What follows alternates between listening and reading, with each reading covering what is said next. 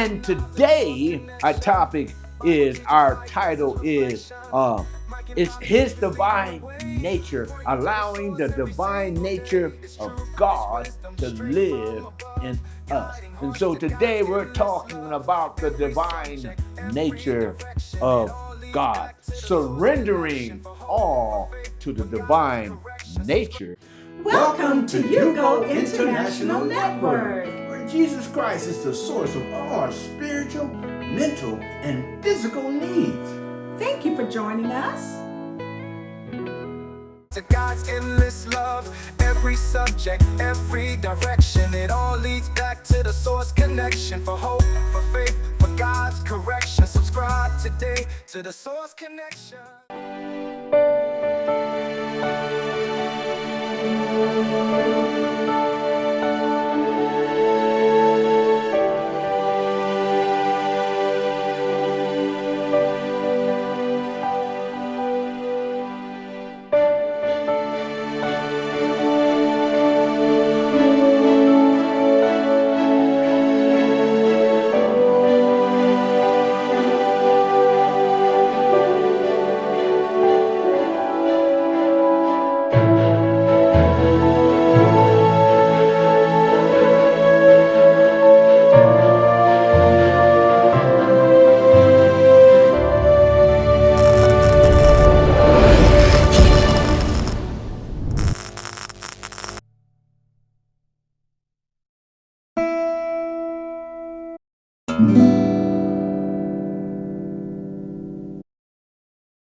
Good afternoon. Welcome once again to the Source Connection. Shout out to all those in India. Shout out to all those in Africa. Shout out to all those around the world. Shout out to those in the United States. Thank you for joining in to our channel. Hallelujah. Make sure you subscribe to our channel. Make sure you hit the like and notification button. We love you. We praise God for you. Please give a comment that you're enjoying the channel, and I promise to get back to you. Hallelujah. Part 2 of our series, Time for Change. Our last part 1, we talked about determined to know, having a clear perception of the truth, a direct awareness of the truth, having a one-track mind, a one course of direction. And today, our title is it's His divine nature, allowing the divine nature of God to live in us. And so today we're talking about the divine nature of God, surrendering all to the divine nature of God. Hallelujah. We're going to be talking in 2 Peter chapter 1, verses 3 to 10. Paul is addressing the false teaching in the church, and it kind of relates to pursuing excellent morality, morals, excellent qualities, virtues, excellent qualities. Amen. Because today the morality is gone in the church. Some of the churches are going straight political. But let's get in the word right now. Amen. And so divine means something that comes from God. And so what we're talking about today is the very spirit of the true and living God, his nature, allowing, surrendering, day by day, just in my own life. I always pray, Lord, I deny myself and allow the empowering of the Holy Spirit to rule my every thought, my every word, my every deed, Father God, that I surrender to your word, to your will, and to your way. And then I have to remind myself that I trust you. And I say to God, I trust you because we see things that are going on in the world today or things that might happen over a course of the day. And I have to remind myself, I trust God that all things are working together for good because I love God and I'm called according to his purpose, not my purpose. For whom he foreknew, he also predestined to be conformed to the image of his son. And so all things that are happening in my life, I am being what? Conformed. I am being transformed by his divine nature that lives in me according to his will, that I will begin to deny myself and allow the powering of the Holy Spirit, which is a very, when they say into his image, until when people see me, they see the very presence of God. They see the very nature of God. They see the divine nature of God, whom he predestined before the foundation of the world, that we would be like him. Amen. That's why all things work together for the good, for those who love him and are called according to his purpose. We know that scripture. Romans 8, 28 and 29. Hallelujah. Let's get busy. 2 Peter chapter 1, verse 3 through 10.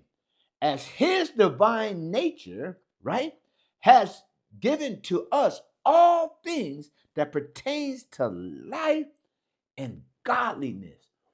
Wow, that's a powerful, powerful statement. You mean to tell me that if I just accept his divine nature, that his divine nature that will cover and it will minister and it will handle all things that pertain to this life, any trial, any tribulation, any frustration, any oppression, any depression, anything, any bondage, any stronghold, anything that is going on in your life today, if you allow the divine nature, the power of God, the Spirit of God to live in your life and you surrender, it says it right here, as his divine power has given to us all things that pertain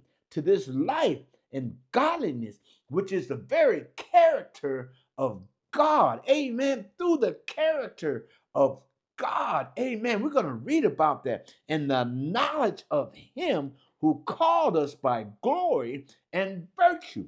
You mean we have to have the knowledge of him. That's why part 1 talks about having direct awareness, knowledge, know him, a clear perception of the truth. This to know him and who has called us to glory and virtue, his personality, know him, spending time with him, talking to him. Hallelujah. I know God. I know what he's brought me from. See, we are all what? Overcomers by the blood of the Lamb and the word of our testimony. We count it all joy when we fall into these various trials and tribulations, knowing that the testing of our faith in him, because we pray with him, we talk with him, we walk with him on a daily basis. We surrender to him. We have a knowledge. This is a knowledge of him, an experience. I feel you. I touch you. I love you. I praise you. I worship you. Hallelujah. There's a know and then there's a knowledge. When I know, I have what?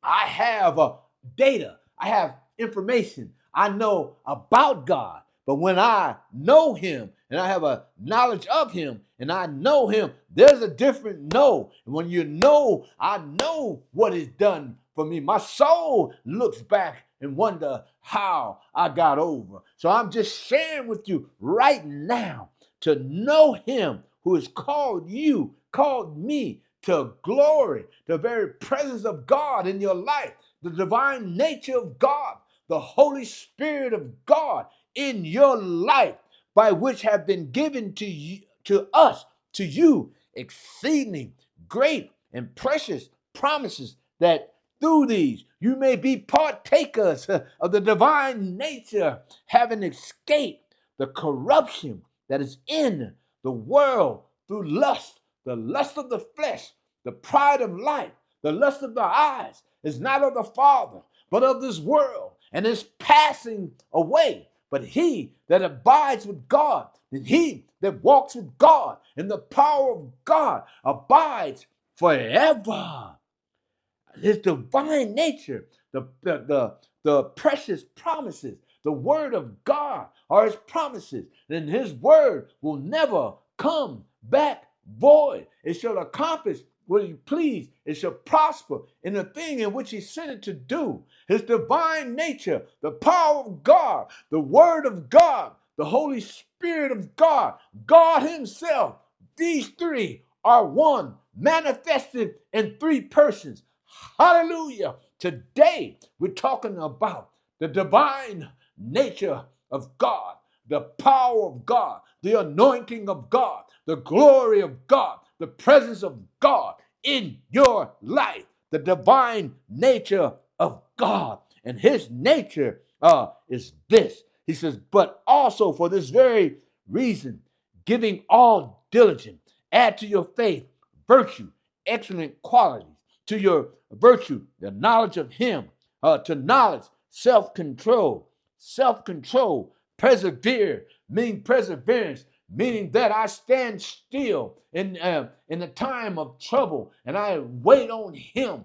Hallelujah. I persevere. I stand still in the midst of the storm, allowing the power of God and the anointing of God to do the work in me. Perseverance, godliness, to godliness, brotherly kindness. And so when I'm standing still, I'm still going to love my brother. I'm still going to be kind. I'm still going to have the fruit of the Spirit, the fruit of love, joy, kindness, self-control, yielding to the Spirit, goodness, faith, hallelujah, and self-control. And against there is no law. I can never have too much love of God. I can never have too much joy. I can never have too much patience. I can never have too much peace. I can never have too much self-control. I allow the divine nature of God to live in me, to perform in me, to do the work in me. Quit trying to perform my own life and allow the empowering of the Holy Spirit to rest in you. Rest in the Spirit. Live in the presence of God. Walk in the Spirit. And it also says, he says this is a great promise. It's for if these things are yours and abound, you will neither be barren nor unfruitful in the knowledge of our Lord Jesus Christ. For he who lacks these things, the divine nature of God living in you, the love of God, the character of God living in you, if you lack these things, you will be short-sighted and even blindness, and has forgotten that you were cleansed from your old sin.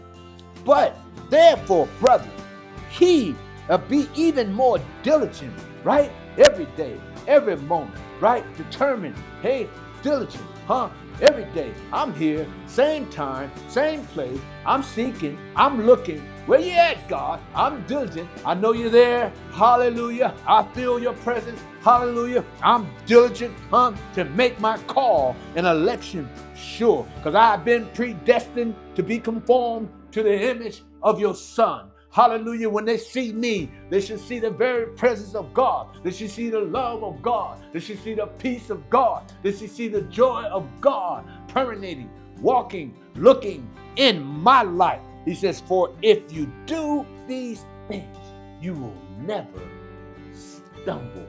What a great promise. Am I sinless? No, but I sin less.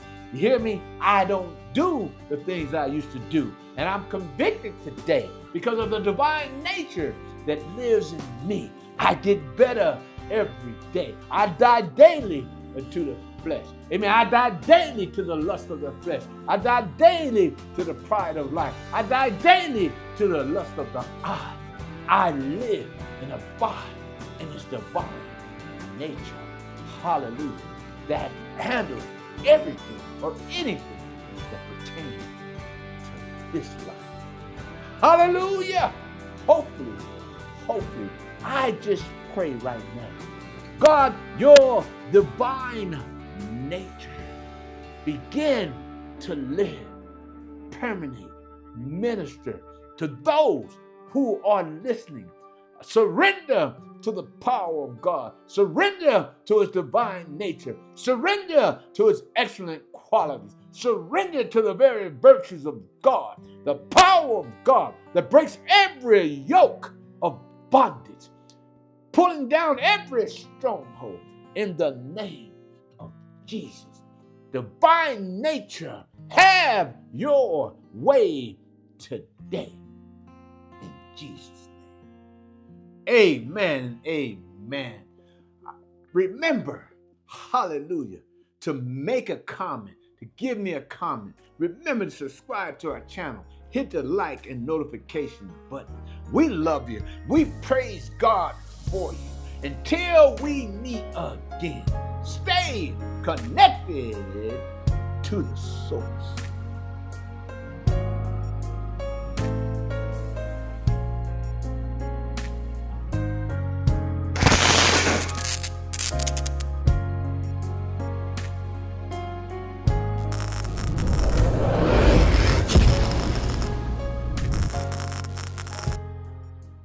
Until we meet again, Stay connected to the source.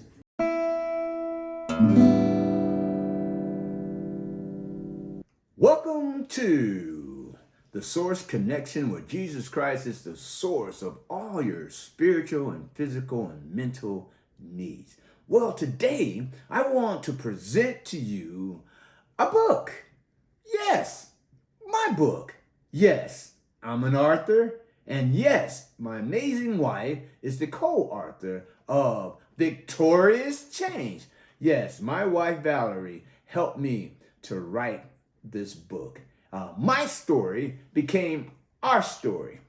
35 years of drug addiction, sleeping on the street, sleeping behind dumpsters, and today we are happily married. It's been 8 years, and this book of Victorious Change talks about the victories in our life, talks about how we surrendered to God, and today the blessings of the Lord has chased us down and overtaken us. I tell you, and I'm going to tell you, and I'm going to keep telling you, you have to have this book, Victorious Change. It will change your life.